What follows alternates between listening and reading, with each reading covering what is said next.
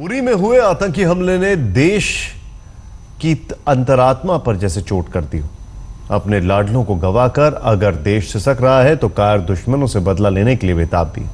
फिर चाहे वो महाराष्ट्र हो, बिहार हो, झारखंड हो या फिर कोई और राज्य, हर तरफ लोगों के सीने में आक्रोश की आग दहक रही।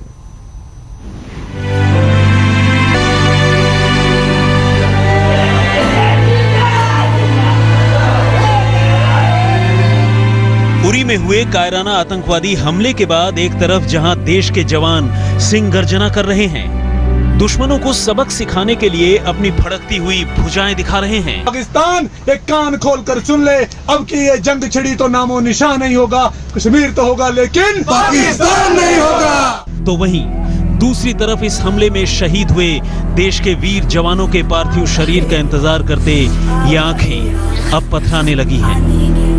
ये आंख कहीं किसी बुजुर्ग माँ की है, कहीं अचानक बेवा बनी किसी पत्नी की, तो कहीं रातों रात सिर से पिता का साया खो देने वाले किसी मासूम बच्चे की। लेकिन इन तमाम गम और गुस्से के बीच लोगों को अपने शहीदों पर गर्व भी है और अभिमान भी। बहुत गर्व करते हैं सर, बहुत गर्व करते हैं हम। इस वक्त देश में जो गम और गुस्से का माहौल है वैसा कम ही देखने को मिलता है, लेकिन साथ ही ये मुल्क इस गम और गुस्से के बीच मादरे वतन की हिफाजत के लिए अपनी जान की कुर्बानी देने वाले शहीदों के प्रति कृतज्ञ भी है।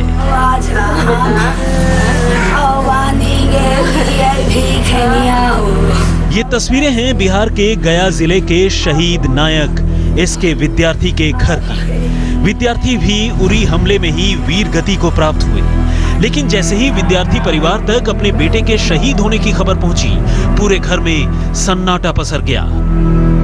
परिवार में अगर शहादत का गर्व था तो असमय अपने लाडले को खोने का गम भी। लेकिन ये शायद हिंदुस्तानियों का ही खून है कि अपने लहू से भारत मां के पांव धोने वाले इस शहीद के आगे की नस्ल भी अब फिर से उसी बहादुरी के रास्ते पर चलने की कस्में खा रही है और उसकी बेवा देश के दुश्मनों को सबक सिखाने के लिए ललकारें लगा रही हैं। सेना में जाना चाहोगी अगर मौका मिला तो? अगर मौका मिला तो मैं जरूर जाना चाहूंगी। उरी हमले में शहीद होने वाले लांस नायक सुनील कुमार इसी गांव के रहने वाले थे। उन्हें 3 बेटियां और 1 बेटा है। बिहार रेजिमेंट का हिस्सा रहे शहीद सुनील 10 अक्टूबर 1998 को फौज में शामिल हुए थे। सुनील तो अब इस दुनिया में नहीं है, लेकिन अब फिजाओं में हर तरफ उनकी बहादुरी के किस्से और जाबाजी के वाकये जरूर मौजूद हैं।